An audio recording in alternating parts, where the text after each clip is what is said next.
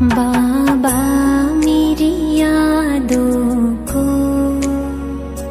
सीने में समा लेना। ओम शांति। आज बाबा के साकार महावाक्य हैं। 25 मई 2023। आज बाबा ने कहा, मीठे बच्चे, देह सहित तुम्हारे पास जो कुछ भी है वह सब बलि चढ़ा दो। फिर ट्रस्टी बन संभालो तो ममत्व निकल जाएगा।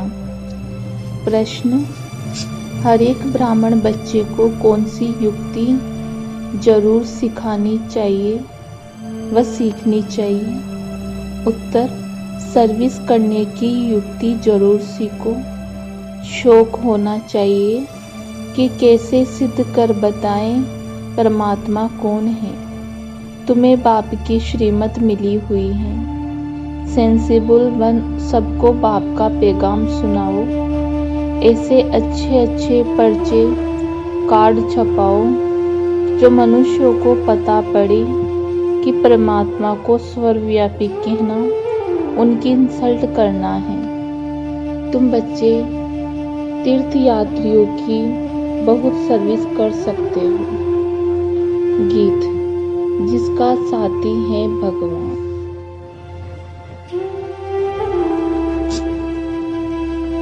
उसको क्या रोकेगा आंधी और तूफान। ओम शांति।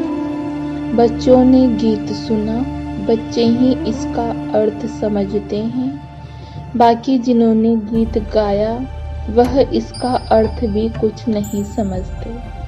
न उनके साथ भगवान है, न उनको यह पता है कि भगवान कब आकर अपने बच्चों को स्वर्ग का वर्षा देते हैं। बाप ने ही आकर बच्चों को सम्मुख में अपना परिचय दिया है। वही बाप अब सम्मुख बैठे हैं और तुम सुनते हो। तुम ही तूफानों को समझते हो।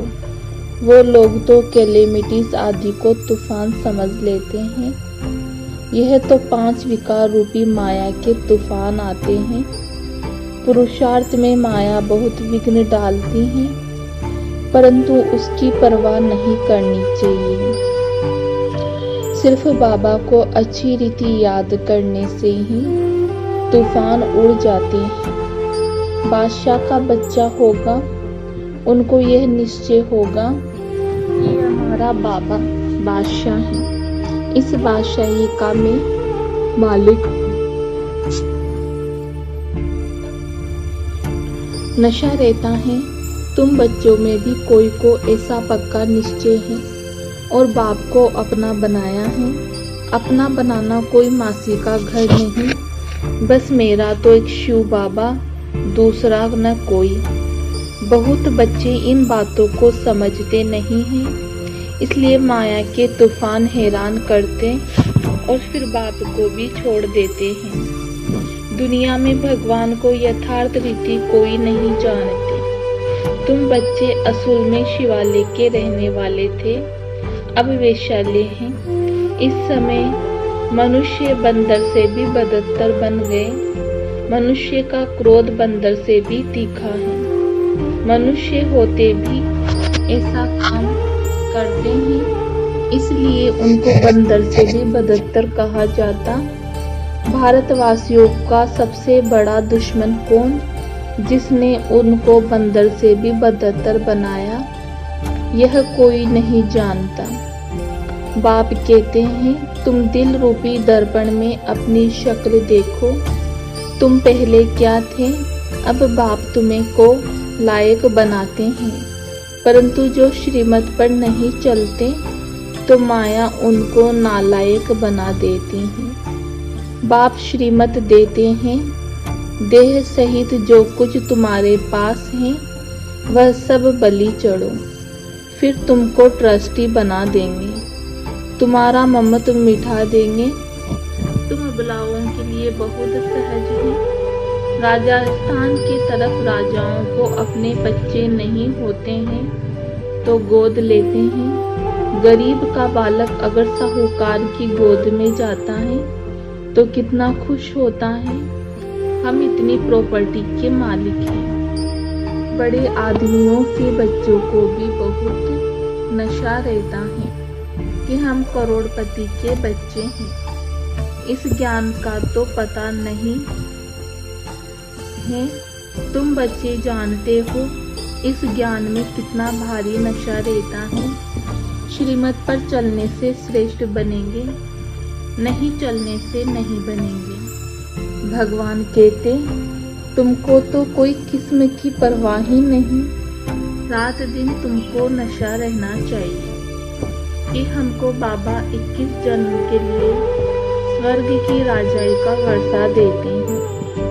हम बाबा की संतान बने हैं। वास्तव में सब शिव बाबा की संतान हैं, परंतु अब शिव बाबा आकर प्रैक्टिकल में अपना बच्चा बनाते हैं।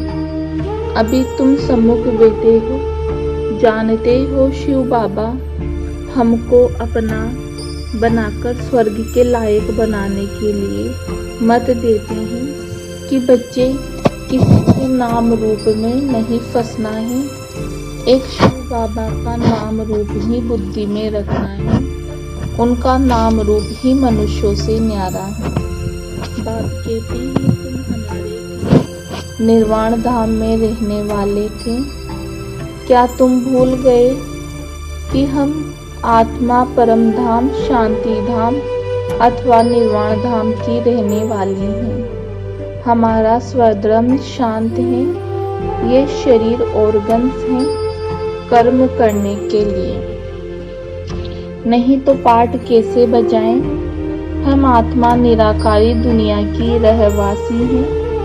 यह बिल्कुल नहीं जानते। ये सब बातें मनुष्य ही जानेंगे, जानवर थोड़ा जानेंगे। परमात्मा को सर्वव्यापी कह दिया है तो खुद को भी भूल गए हैं कि हम आत्मा हैं। कहते हैं क्राइस्ट को, इब्राहिम को परम पिता परमात्मा ने भेजा, तो जरूर कोई बाप है भेजने वाला। यह तो तुम जानते हो। ड्रामा अनुसार हर एक आता रहता है। जानते हो इस समय मनुष्य अज्ञान अंधेरे में है। ड्रामा अनुसार हर एक आता रहता है। न बाप को, न अपने को, न रचना को जानते हैं। मैं आत्मा हूँ, यह शरीर अलग है। हम आत्मा वहाँ से आए हैं। यह सब बातें बाबा ही याद दिलाते हैं और बाप कहते हैं सभी को याद दिलाओ। तुम्हारा नियंत्रण बहुत अच्छा छपा हुआ है। शिव का चित्र भी है। यह बाबा, यह लक्ष्मी नारायण है। वर्षा लिखा हुआ है परम पिता परमात्मा से आकर लक्ष्मी नारायण जैसा बनने का वर्षा लो। तुम नर से नारायण बनने के स्टूडेंट हो। वह साहूकार आदि के बच्चे पढ़ते होंगे तो कितना खुश होते होंगे, परंतु हमारे आगे तो वह भी कुछ नहीं। अल्पकाल के सुख के लिए मेहनत करते हैं। तुम बच्चे सदा सुख पाते हो, यह भी तुम ही कह सकते हो। कहाँ भी जाओ हाथ में निमंत्रण पत्र हो। बोलो यह सभी आत्माओं का बाप स्वर्ग का रचयिता है। उनसे वर्षा कैसे मिलता है सो लिखा हुआ है। यह निमंत्रण एरोप्लेन से गिरा सकते हो, अखबार में भी डाल सकते हो। बड़े बड़े को निमंत्रण मिल जाएगा। यह एरोप्लेन विनाश के लिए भी है तो तुम्हारी सर्विस के लिए भी है। यह काम गरीब तो कर न सके, परंतु बाप हैं ही गरीब निवाज। गरीब ही वर्षा पाते हैं। साहूकार तो ममत्व में फंसे हुए हैं। सरेंडर होने से हृदय विदीर्ण होता है। कन्याओं और माताओं का इस समय भाग्य उदय होता है। बाप कहते हैं इन माताओं द्वारा और साधु संत विद्वानों द्वारा उद्धार करना ही। आगे चलकर यह सब आएंगे। अभी वह लोग समझते हैं हमारे जैसा कोई नहीं है। वह यह नहीं जानते कि गृहस्थ व्यवहार में रहते बाप ने राजयोग सिखाया है। उन्हों का हठ योग कर्म संन्यास अलग है। भगवान तो जरूर आकर स्वर्ग का मालिक बनाएंगे, तो तुमको कितनी खुशी रहनी चाहिए। बाबा भक्ति में भी लक्ष्मी नारायण के चित्र को बहुत प्यार से साथ में रखते थे। श्री कृष्ण के चित्र को देख बहुत खुश होते थे। बाबा बच्चों को समझाते हैं अपना और दूसरों का कल्याण करना है तो सर्विस में लग जाओ। एम ऑब्जेक्ट बहुत क्लियर है। वर्षा है डीटी वर्ल्ड सावंती। ऊपर शिव बाबा, नीचे लक्ष्मी नारायण। कितना सहज है समझाना। तो सबको निमंत्रण देना है कि बेहद के बाप से स्वर्ग का वर्षा जरूर मिलना है। जहाँ बहुत लोग जाते हैं वहाँ ये पर्चे जरूर फेंकने चाहिए। कोई कुछ कह नहीं सकता। अगर कोई कहे तो हम सिद्ध कर समझाएंगे कि बाप जिससे स्वर्ग का वर्षा मिलता है उनको तुम सर्वव्यापी कहते हो। बाप कहते हैं देखो यह मेरी इंसल्ट करते हो, मैं तुमको स्वर्ग का मालिक बनाता हूँ। फिर मुझे बिस्तर ठीकर में डाल दिया है। अभी तुम्हें श्रीमत मिलती है, यह पर्चे खूब बांटो। अमरनाथ की यात्रा पर झुंड जाता है, वहाँ जाकर यह पर्चे बांटो।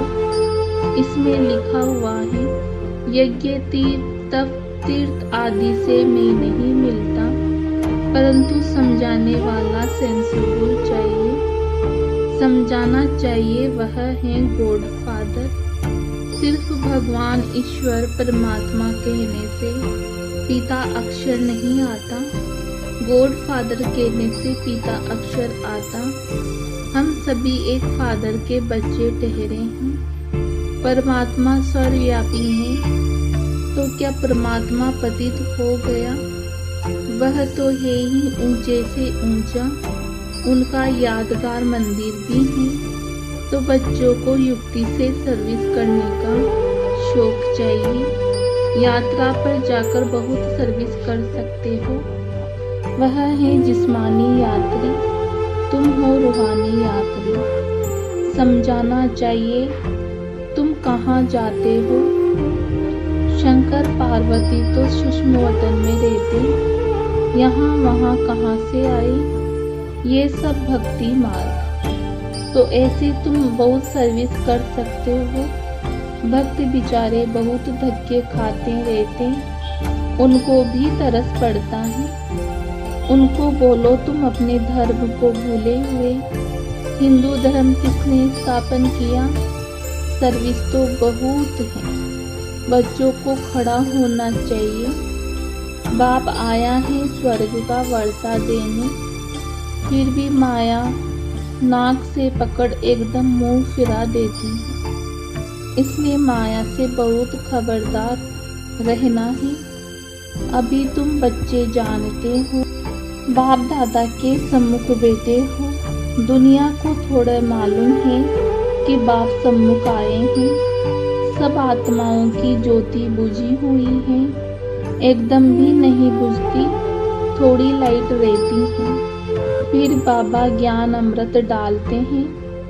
जो कोई मरता है तो दीवा जगाते हैं। यहाँ तो आत्मा का दीवा योग से जगाया जाता है। ज्ञान की धारणा करते रहते हैं। भारत का प्राचीन राजयोग मशहूर है। वह निर्वर्ती मार्ग वाले हैं तो अनेक प्रकार के हठ योग वह सिखलाते हैं।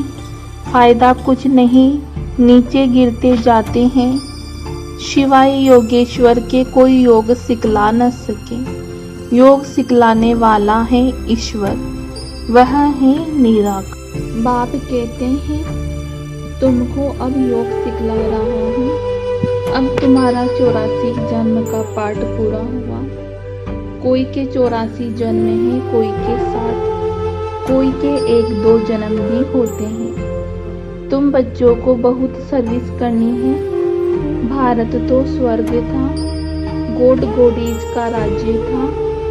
यह बातें तुम्हारे सिवाय कोई समझा न सके। गाली भी तुमको खानी पड़ती है। बाबा गाली खाएंगे तो क्या बच्चे नहीं खाएंगे?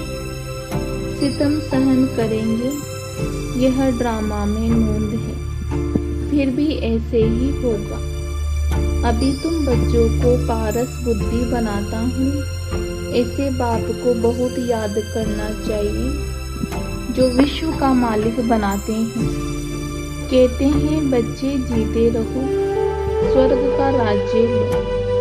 ऐसे मीठे मीठे बाप को तुम याद नहीं कर सकते हो। याद से ही विक्रम विनाश होंगे। रहा हुआ पापों का खाता चुप्त यहाँ ही करना है।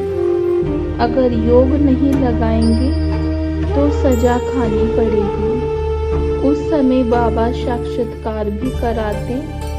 तुम हमारे बनकर फारकती दी, तुम ट्रेटर बन गए। तुमने शुरुआत में साक्षात्कार भी किया है।